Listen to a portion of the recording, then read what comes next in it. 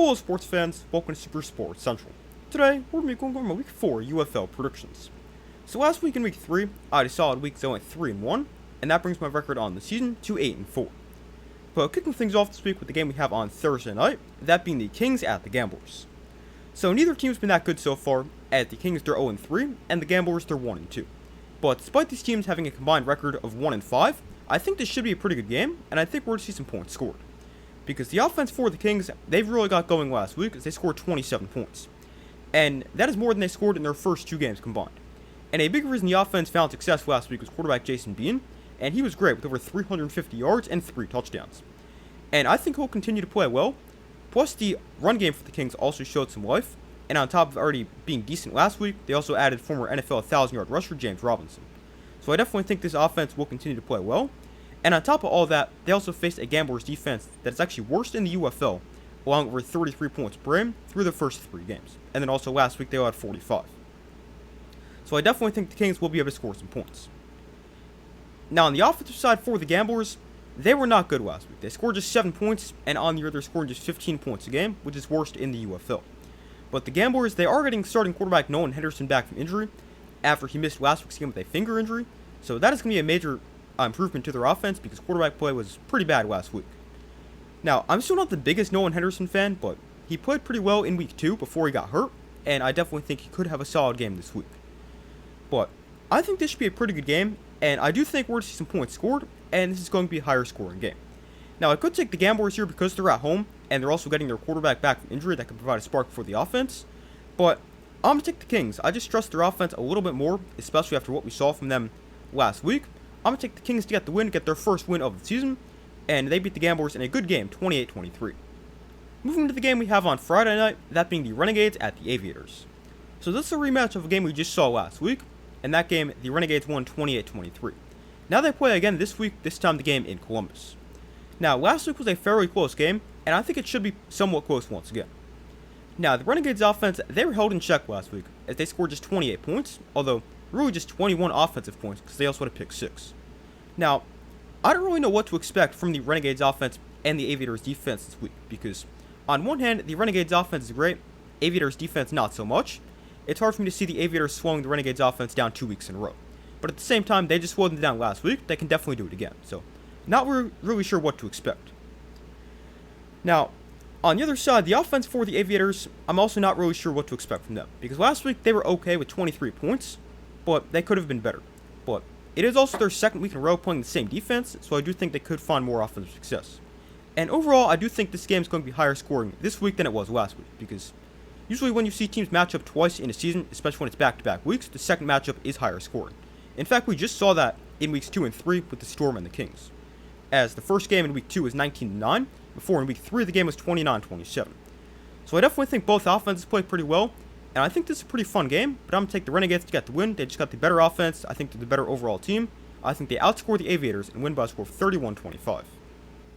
Moving to the games on Saturday, starting off with the Battlehawks at the Defenders.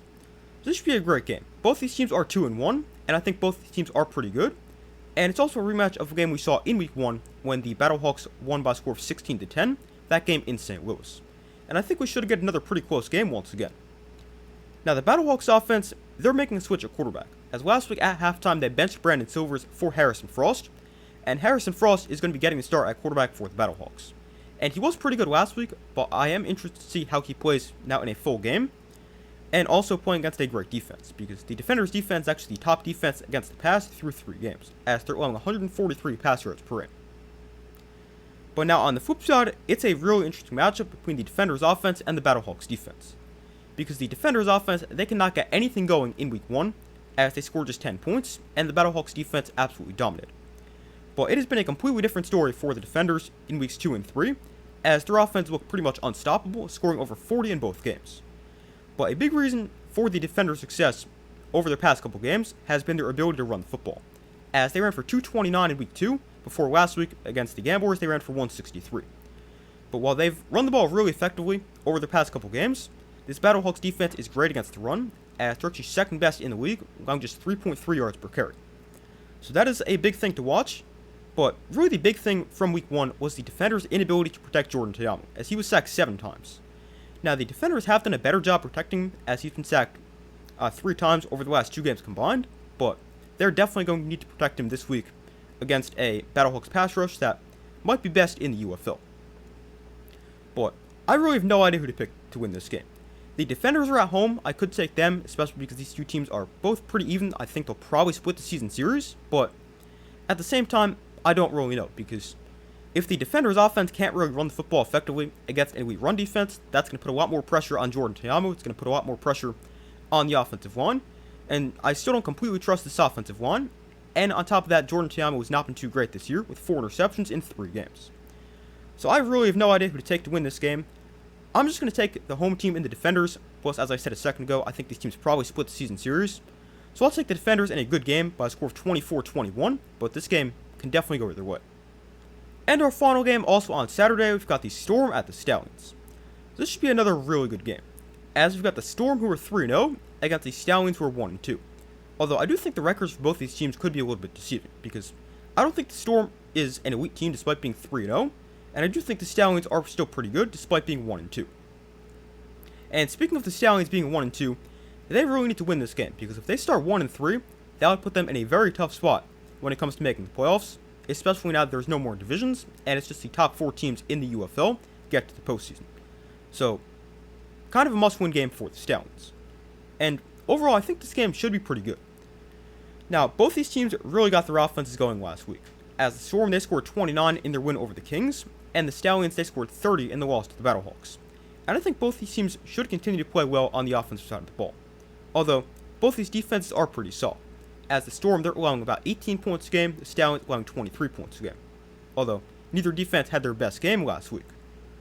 But this is another really tough game to predict. The Stallions, they're at home, and it's actually their first home game of the season, so I can definitely take them to get the win. But at the same time, this is another game where we see an experienced head coach against a rookie head coach, with the Storm obviously having Anthony Beck, who's the experienced guy, and the Stallions having AJ McCarron, who's inexperienced. But we have seen 8 of these types of matchups this year, where it's been an experienced head coach against an inexperienced coach, and so far the experienced coach has won 7 of those 8 games. The only exception was in week 1, when Ricky Pearl and the Battlehawks beat Shannon Harris and the Defenders. So I definitely think we could see the experienced coach, so the Storm Anthony Beck, win again, but I'm going to go against that trend. I'm going to take the Stallions to get the win here. I think it's kind of a must-win game without being a must-win game, if that makes sense. Plus, I also think this is going to be a higher scoring game. I trust their offense a little bit more, and on top of that, the Stallions are at home. So I'll take the Stallions to get the win in a good higher scoring game, 31-26. But those are my Week 4 UFL predictions. Thank you guys for watching. Be sure to like the video, subscribe, turn notifications. I do my best to post as often as possible. Be sure to check out the post tab on my channel, where you guys can vote on who you think win this week's games. But thank you guys for watching. I do my best to post as often as possible, and I will see you in the next video.